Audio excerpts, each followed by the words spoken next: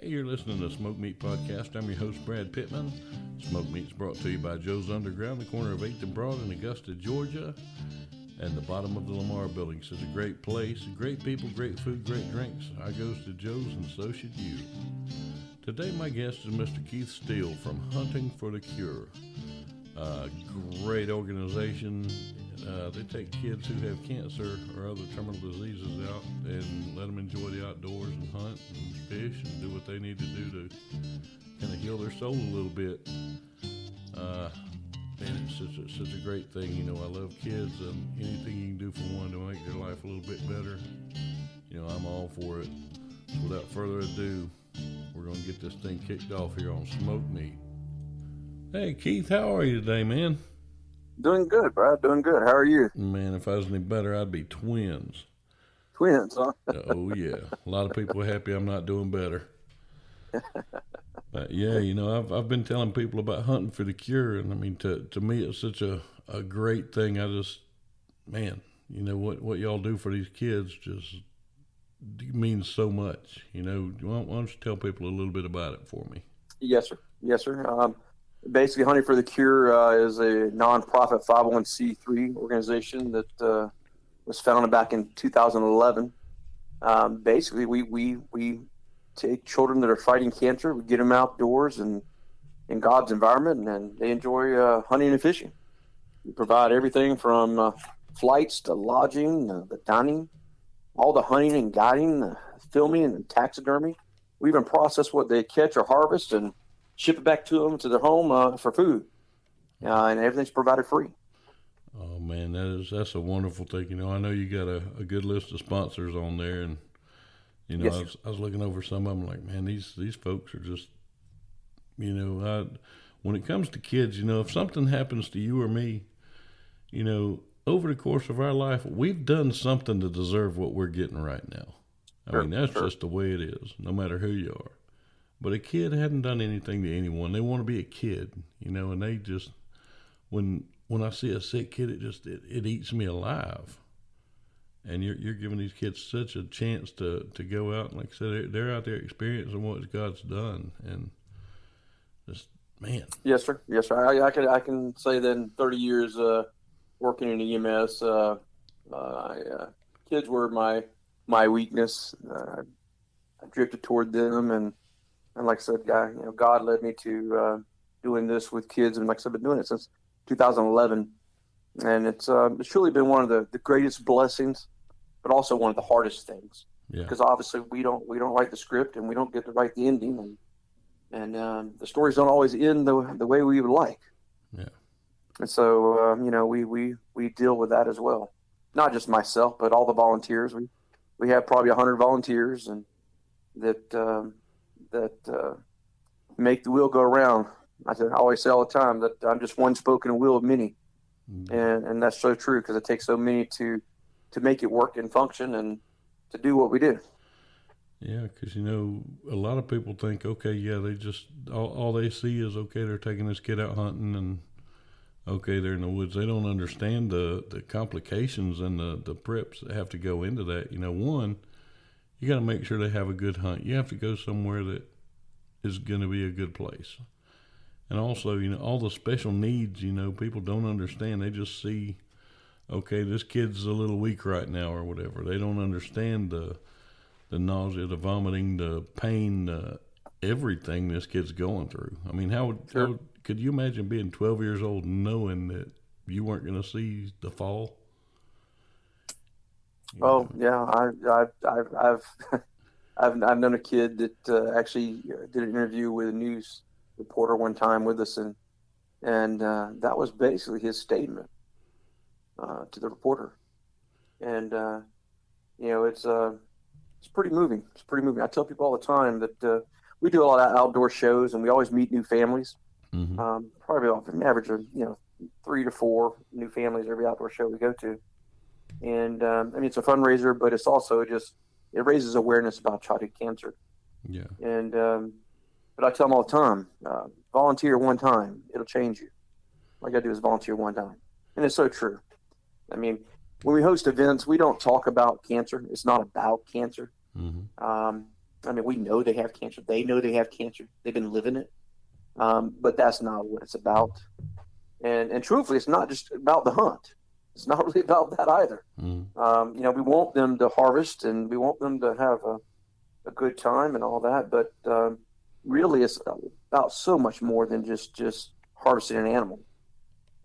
So when we guide them, sure, we do our best, utmost best, um, before they even arrive to prepare where we're going to hunt and get things together.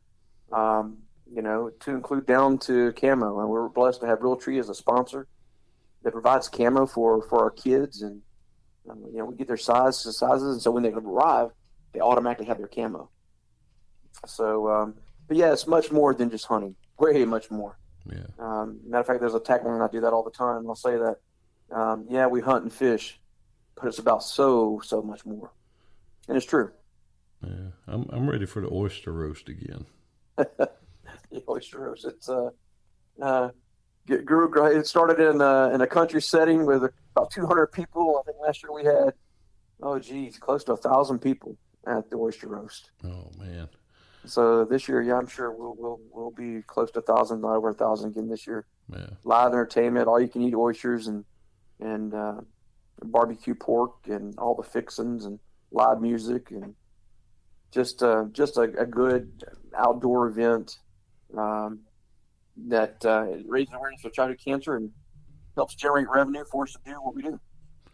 Oh, very cool. When you start to fly in a family, and that's what's pretty unique about about Hunting for the Cure is it's not, we don't just take a child and a parent and go do something. If you can imagine a family of three, mm-hmm. And 3 kids, and all of a sudden mom and dad hear that little Johnny has cancer. I mean, first of all, being told that your child has cancer, you can imagine. Mm. You can imagine what starts going through the parent's mind. Yeah. So from that moment on, their world is changed forever.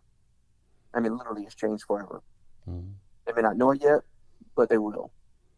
And what's pretty unique about our organization, we don't just take little Johnny and a parent and go. We actually fly the entire family.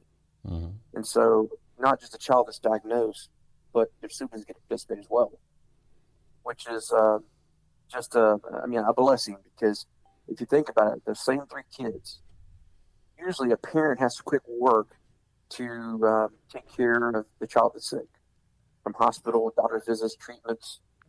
And so that child who's sick, they're taking care of them. Now the household income has been reduced by 50%. Mm-hmm. But the bills don't get reduced by 50%. Yeah. So now they start fundraising, and you'll see people start showering the child that's sick with gifts and fundraising for the child that's sick, and rightfully so. But however, the other 2 kids, depending on their age, they usually just don't get it. They don't understand why little Johnny is getting showered with all this attention and gifts. Mm-hmm. And it's just one of the side things that we've recognized as an organization, and we've tried to serve the family, not just the child that's sick and a parent. Mm-hmm. And so we fly the entire family, which I think is huge. Yeah, that's a big deal. Obviously I've not had cancer or anything that catastrophic, but I mean, you remember when I had the strokes, that took a big toll. Right. And True.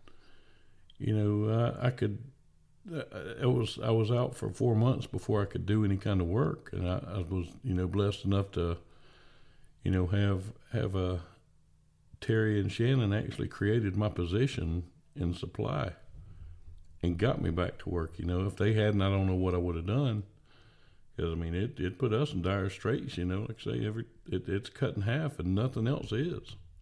That's right. And you have kids who I don't. It's a weird way to put it. They're used to a certain lifestyle, which I mean, not saying my kids were used to wearing Gucci and all this, but they were used to being able to, just do little things. Nothing huge. I mean, we've never been rich, but all of a sudden, we can't really go do that right now, and they don't understand. They don't get it. And like I say, it's to minister to the whole family is just, man. And that's such a great thing about this organization, because a lot of people before I talked to you much about this, basically I thought, okay, they fly the kid and his dad out there and they go hunting, and yeah, we're done. Okay, we had fun. But I mean, I'm learning quick that it's so much more. That it's a whole family it healing is. thing. It is. We when we fly our family, it's usually 5 to 7 days that we host a family, and we'll do multiple hunts, multiple fishing trips. It's not like we just go, okay, we're going to go here and harvest this animal, we're done. Yeah. So we try to put together what we call an outdoor adventure. Yeah.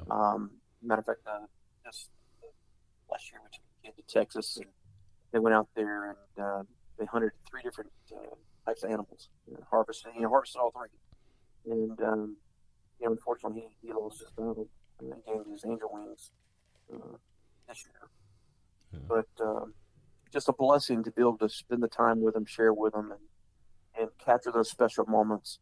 And one of the things, and I hadn't done anything, we actually went to a dirt racetrack, and but one of the sweetest memories we captured was this young man or young boy talking to his dad and laughing. Mm-hmm. Something so simple, but we were able to capture it in video. I edited some of the videos, and I remember seeing them. What a moment, just special, just between he and his dad. When he harvested a trophy ram, just another one of those moments. His dad came up and gave him a fist bump, and just the embrace, the congratulations, and I love it. It was just priceless. Man, yeah, it's priceless. Well, I tell you, I've got a lot of different thoughts that I'm sure you've probably heard 500 times more, and I'll talk to you about them off the air about different ways that I may be able to help. I've got friends that can help with some things, and the way it sounds, you probably got most of it covered already, which is awesome because I love the fact that I don't know if we got it covered. We work at it. Yeah. Truthfully, it's such a huge demand. Yeah.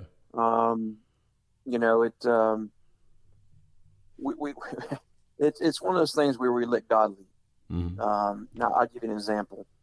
We hosted a family a few years back, and family of 5, and they were there. And the dad was pressuring the daughter who had cancer to harvest it. And the child and the 2 siblings had seen about 30 or 40 deer, and none of them harvested the deer. And it came back to us that he was pressuring the daughter to harvest the deer, and where it was taking the pleasure away, the fun away, not meaning to. Yeah. Well, come to find out that he lost his job. The wife had lost her job. They lost her house. They had no food. So they're here in Georgia with us at the plantation and to hunt, but they're thinking about food. Yeah. The basic necessities that we take for granted. And that moment, and I can give you other examples just like that. So last year we started a program called Hunting for the Hungry, and where we have hunters that harvest feral hogs. We have them processed, venison, the deer, have them processed, and we freeze it, and we ship 60-pound boxes of frozen meat now across the nation to families with kids fighting cancer. And it's completely free. Man. Doesn't cost them a dime. We have farmers that raise cattle that donate a cow or 2 and each year, and just a huge blessing. Just a huge blessing. Yeah, so, people. As the program has grown, we've tried to be obedient and listen to where the Lord leads us and how we can better serve, these families. Yeah. And it's so when you say everything's taken care of, no, everything's not taken care of. But then again, if I had my way, we would be serving every family every day.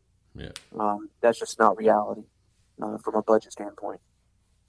But that's what we would do. Just don't have the finances to do that. I mean, I probably right now have, oh, geez, 7 or 8 kids right now in the pipeline waiting to fly to go somewhere, something. Yeah. Yeah. I tell you, and you talk about, this family was hunting for food. That's one thing. That's why this podcast is called Smoked Meat. When I had the strokes, it didn't get me physically. It got me. It messed up my brain some, and I couldn't work. And people don't realize how much meat is on a deer and a feral hog. And Sure. I've got a friend who he loves to hunt. He's got a lot of land, and he just don't like wild meat. And he would either go out and kill a deer or a hog, and would call myself and another friend of mine, one of the guys that helped get me through this, a guy named Blake Harrison, Right. and tell us, "Come get it. I've got this." And he would tell us before he was going to go hunt. That way, if we weren't able to do anything, he wouldn't kill, because you don't want to just waste an animal. That's just an abomination. And we would go pick it up and go back to my house, and we would dress this hog or this deer, and we'd go on ahead and process it. And after a while, it got to where, okay, I can only make so many pork chops, or I can only have so much deer burger. And I started doing research, and I learned how to make different sausages, and learned how to. I do a deer pastrami that is amazing. There you go. And that was such a healing thing for me. I mean, it just, man, and just to do that, and it's communing with nature. It's God giving you what you need when you need it. Sure. Well, the hunting community as a whole, I mean, it's man, just it's a loving and a generous community. Yeah. I mean, I was never a hunter. Small game, maybe. Mm-hmm. I didn't hunt deer until 2010, Mm-hmm. so 10 years ago. And so I was never, a big hunter. Matter of fact, today, although I may help organize and orchestrate some of the events and whatnot, and help host, but I'm very rarely am I out there guiding or hunting. Not that I can't. Mm-hmm. It's just not really something I've ever really done. Yeah. But it's a therapeutic thing. If you think about it, think about kids. These kids, when they're diagnosed cancer, what control do they have? Yeah. I mean, they don't control how many treatments, how many radiation treatments, how much chemotherapy, how many times they're going to get stick. They get a beat every time they get stuck. Mm-hmm. I mean, you'll be amazed at the necklaces that these kids have. Yeah. I mean, crazy. It's just symbolic of how many times they've been stuck, which is just crazy to me. But when they come to hunt or fish with us, we let them have the control that they can. And one of the things we tell volunteers before any event is, we tell them that if we're going out at 5:30 in the morning, for instance, we'll let the child, we'll get up, get ready to go. If you get out there in the stand or the blind, and 5 minutes later they're ready to come back in, we come back in. Mm-hmm. But if they want to sit there for 12 hours, we sit there for 12 hours. Yeah. We let the child that who hadn't been able to control anything have the opportunity to control what they can control. Mm-hmm. But yeah, the families, they use the meat, they use it, they smoke it, and they do all kinds of stuff. And it's kind of interesting. You get into a recipe swapping thing, which is pretty cool. Pretty cool. Oh yeah. I tell you, it kills me. A lot of people just stereotype the hunt community as they're the redneck that wants to put horns on the wall, and they don't care. And I've hunted for a long time, and I've deer hunted since I was a kid, and I don't have a single set of antlers on my wall. I've never shot a deer that had the giant rack. I've never been a trophy hunter, and I've always respected the animal enough. It gave its life for me to, eat. I use anything that you can. Like my dad used to say, from the rooter to the tutor. Everything's got a purpose. But I can't say I do that, but I've heard of that.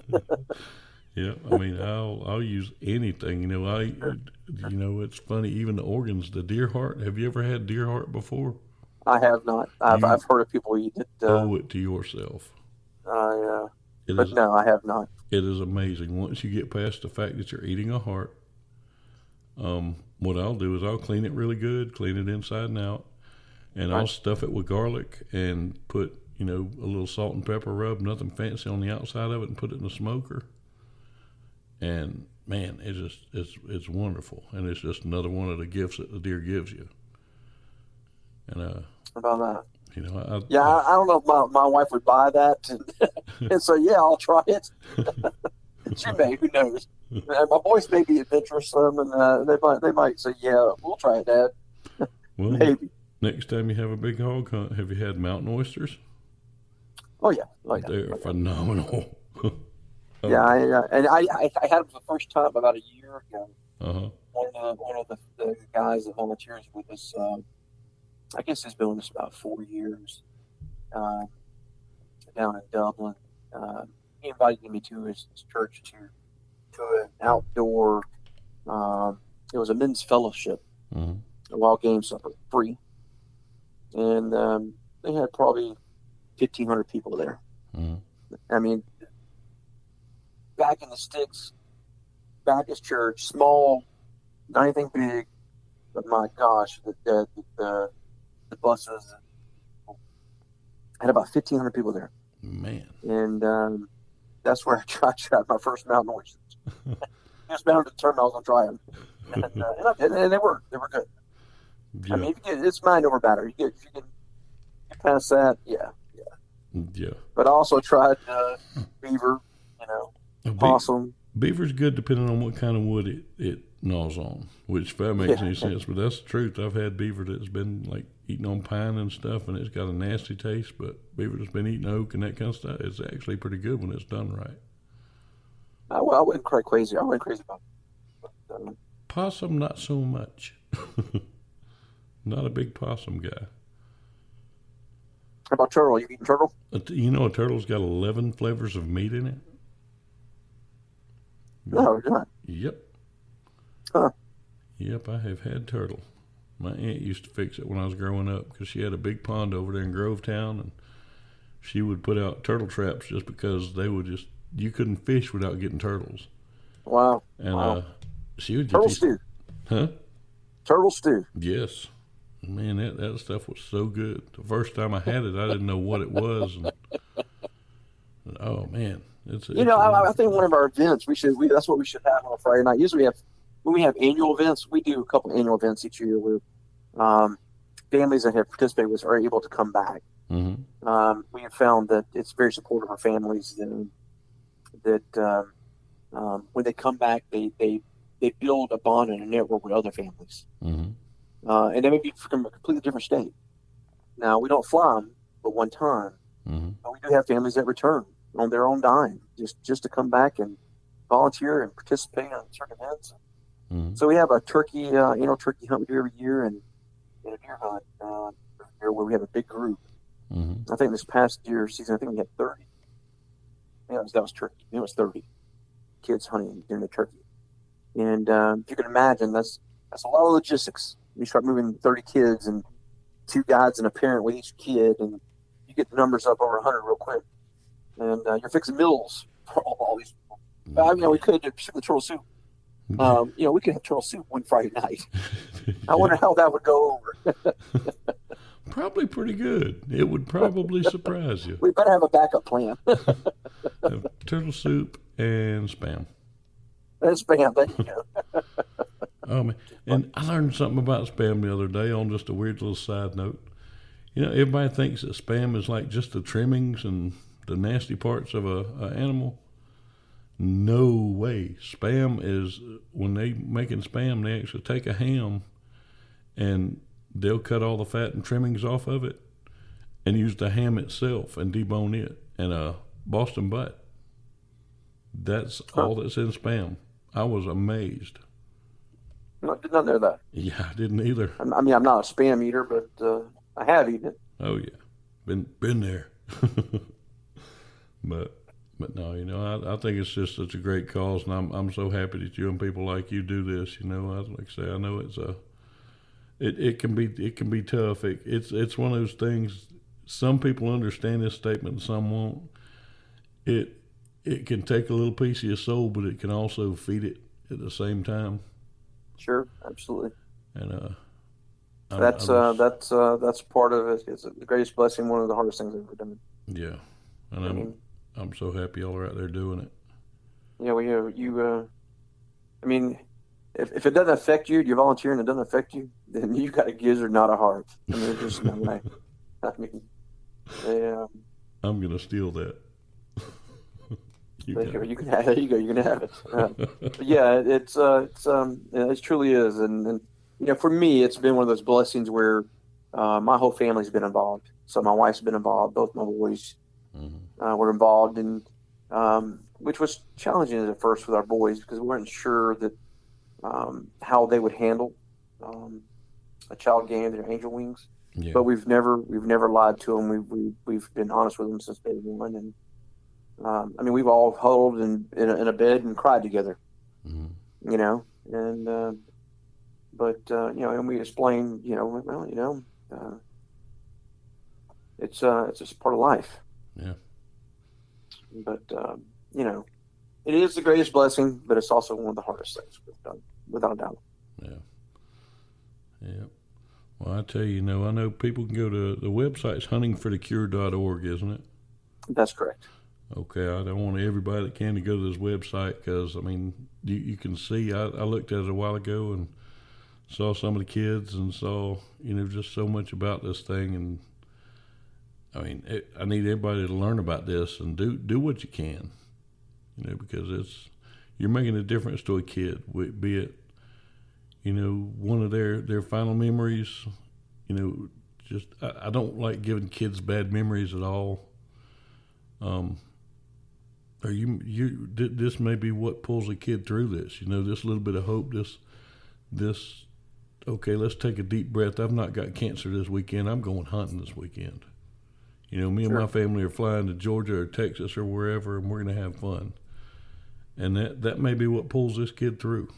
You never know, because there are miracles where people say, you're never going to do this or you're not going to make it. And people prove them wrong. I wasn't supposed to be back on an ambulance, but look. Yeah, I saw you back on an ambulance. That's awesome. Yeah, and that's the human body and the human spirit's a thing that is so amazing. You can have all the numbers and all the stats and experience in the world, but something determined, the spirit just does it.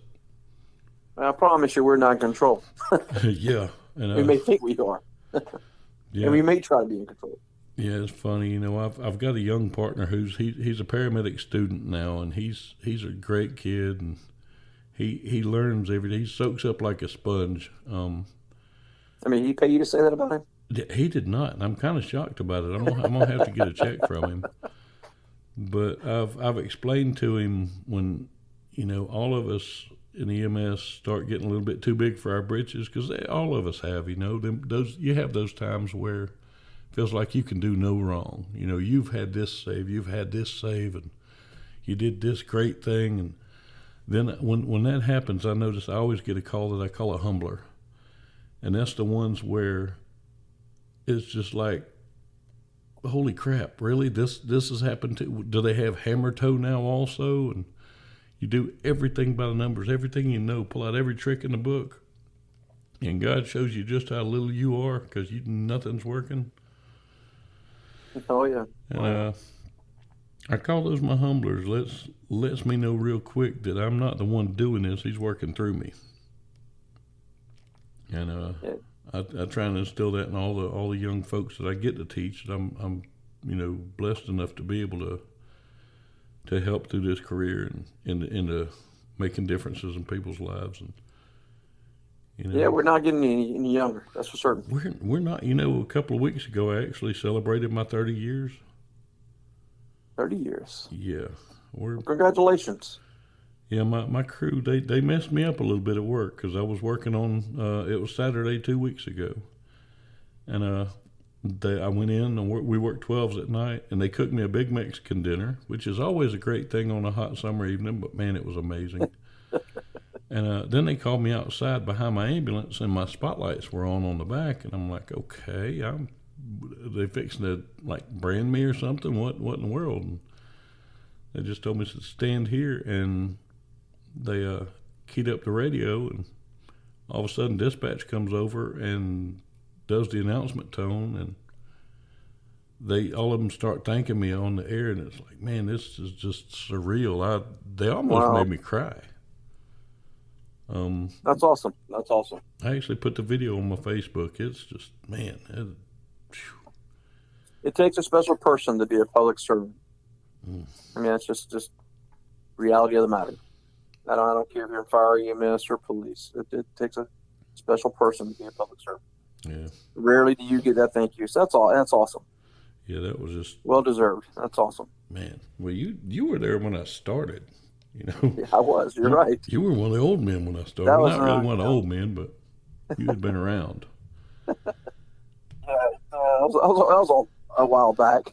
Yeah, been a minute. A few days ago. But oh man, but I'm so happy to have had you on here, and like I say, we're gonna promote this thing, and you know, we want it to grow and want it to be able to do any kind of good that you can. Yeah, absolutely. If anybody wants to get involved or volunteer or whatever, they can go through the website, huntingforthecure.org. We're always looking for, you know, people who want to be involved and have the right heart. I always say it's the heart of the matter, and it truly is. And you know, if you want to serve others, be involved, whether a lot or just a little. You know, we're looking at trying to do an oysters here in Augusta this year.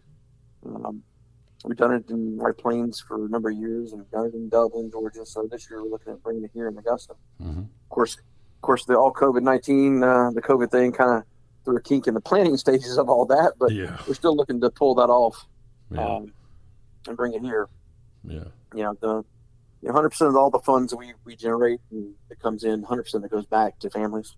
Outstanding. Which is another one of those. It's just a blessing. Yeah. So anybody wants to get involved or participate in some capacity, just look us up online and let us know. Outstanding. I know I look at a lot of charities, and before I donate, I ask, you know, what percentage of this actually goes to the work that's being done, actually goes to the people that are being represented? That's a great question. That's a great question. And it's amazing that a lot of people won't answer, and then some will say, you know, well, it's 7%. You know, really? Well, why should I do this? But you know, things like this where it's volunteer, it goes back to the people, and that's the way it should be. Yes, sir. Absolutely. Work hard for their money. Yep. I mean, without a doubt, I get it. I understand it. You know, but that's the way we began. We began that way, and it will continue to be that way. Outstanding.